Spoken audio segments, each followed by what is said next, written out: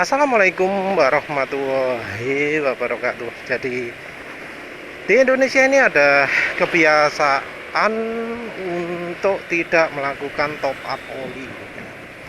Jadi jarang ada yang melakukan kebiasaan top up oli. Kalau ada juga saya yang ngerti yang membiasakan. Tapi kalau dari yang cerita-cerita itu jarang sekali ya. Kalau dulu penulis itu mengkritisi orang yang tidak melakukan kebiasaan itu. Tapi makin lama penulis kok merasa ya sebenarnya no problem ya. No problem bila orang-orang itu tidak melakukan top up. Kenapa? Karena periode ganti oli kita itu alasan pertama ya. Karena periode ganti oli kendaraan-kendaraan di Indonesia, motor atau mobil itu pendek sekali. Jauh lebih pendek dari yang direkomendasikan oleh pabrikan. Jadi orang-orang ganti olinya nggak sesuai rekomendasi pabrikan, tapi jauh lebih cepat. Kalau mobil ada yang rekomendasinya 2.500 km. Walau mungkin ada yang rekomendasi 5.000 untuk oli-oli tertentu. Terus kalau untuk motor 2.000, bahkan ada yang 1.000 atau 1.500. Pendek lah pokoknya ya. Jadi satu alasannya seperti itu. Yang kedua adalah ya karena walau ada pengecualian, kebanyakan orang itu olinya rusak sebelum berkurang. Nah, ya, jadi alasan yang kedua adalah olinya rusak sebelum berkurang. Jadi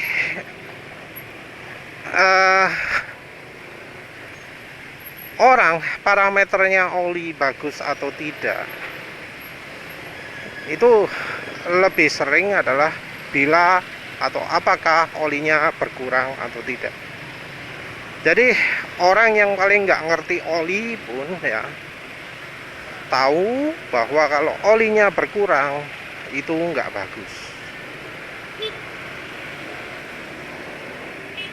Jadi kalau misal olinya berkurang 200 ml kalau untuk motor atau berkurang 1 liter kalau untuk mobil, itu tahu bahwa olinya nggak bagus.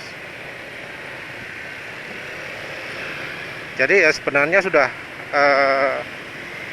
ngerti lah orang-orang, walau ya reaksinya menurut penulis nggak tepat. Nggak tepat kenapa?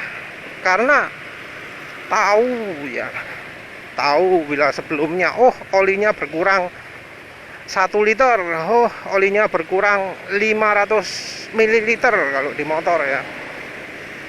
Reaksinya apa? Nggak ada.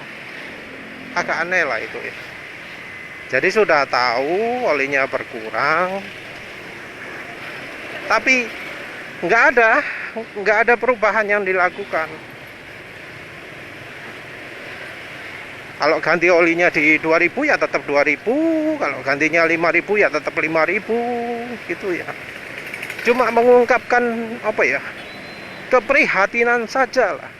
Ini olinya kok cepat habis gitu ya. Ini olinya kok berkurang cukup banyak. Soalnya apa?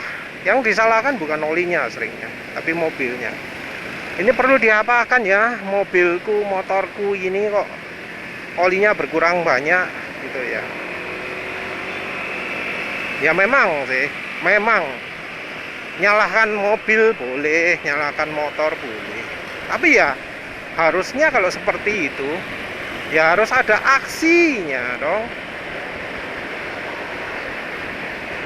Aksi kayak gimana? Ya minim ganti olinya lebih cepat lah, 2 kali gitu ya. Jadi kalau misal ganti 5.000 km, olinya berkurang 1 liter, ya dipercepat jadi 2.000 kayak. Atau kalau di motor ganti 2.000 km, olinya berkurang 500 ml, ya ganti olinya dipercepat toh. Dipercepat jadi tiap 1.000 km atau tiap 500 km, kan gitu ya reaksinya. Tentu ada aksi lain juga, yaitu top up. Top up alias nambah oli. Nah, tapi rekomendasi top up ini jadi sia-sia juga. Sia-sia ketika oli di saat sudah berkurang itu, misal tahu 2.000 km olinya habis 500 ml kalau di motor, harusnya kan ya di 1.000 km kepikiran toh, kepikiran top up. Top up itu artinya ditambahi olinya. Nah, ada situasi di mana top up itu sia-sia, yaitu ketika olinya itu ternyata di 1.000 km sudah rusak. Sudah rusak gimana? Yang pertama, cirinya ya, cirinya ini harus pakai dan ya. Cirinya adalah suara mesin sudah kasar. Sudah lebih kasar daripada setelah ganti oli. Sudah lebih kasar daripada ketika olinya masih baru saja diganti. Yang kedua adalah olinya sudah hitam. Yang ketiga adalah olinya sudah encer. Ya kalau misalnya ragu ya antara apa jenenge ya, antara sudah encer dan belum ya, gampang aneh ya. Botol aslinya, botol olinya itu jangan dibuang. Terserah lah mau dirusak atau apa, tapi ojo dibuang. Cara membandingkan kekentalan gimana? Gampangannya kalau misalnya pagi-pagi ya, sebelumnya oli taruh sebelahnya motor, terus biarkan semalaman. Terus pagi-pagi buka botolnya, terus tuang teteskan seberapa cepat netes olinya. Bandingkan dengan yang ada di dalam mesin. Kalau misalnya sulit membedakan dengan meneteskan, bedakan dengan mengalirkan ke bidang yang sama gitu ya, sama kemiringannya. Teteskan bareng-bareng, ngalir mana yang lebih cepat. Oli yang lebih encer akan mengalir jauh lebih cepat daripada yang masih kental.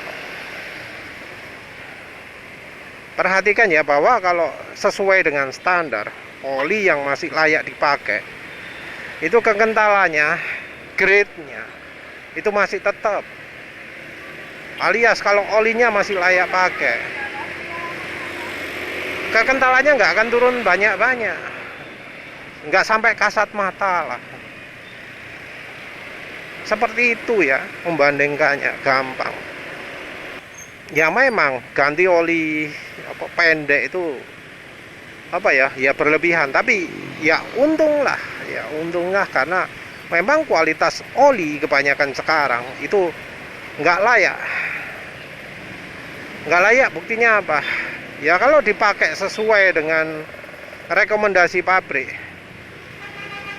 maka olinya nggak akan bisa tetap menjaga kondisi mesin tetap halus misalnya, nggak menjaga performa kendaraan tetap maksimal gitu ya. Jadi kalau kita ganti oli langsung terasa wah lega banget, enak banget. Nah itu artinya cirinya olinya yang tidak memenuhi syarat. Walau kadang rekomendasinya juga sebenarnya terlalu lama juga ya untuk standar oli yang direkomendasikan oleh mekaniknya. Harusnya lebih pendek lagi. Tapi ya balik lagi lah, bisa dimaklumi bahwa orang Indonesia nggak melakukan top up. Walau cuma kalau misalnya sudah tahu olinya cepat habis gitu ya, tapi nggak diisi lagi, itu ya jelas salah. Kalau sudah tahu olinya rusak gitu ya, terus memilih top up ya juga salah, karena harusnya ya ganti. Ya bagaimanapun juga oli itu sangat penting untuk keawetan kendaraan. Kalau nggak memperhatikan oli ya lebih cepat rusak lah kendaraannya, itu bisa dipastikan. Ya wes lah, itu saja. Terima kasih udah menonton. Assalamualaikum warahmatullahi wabarakatuh.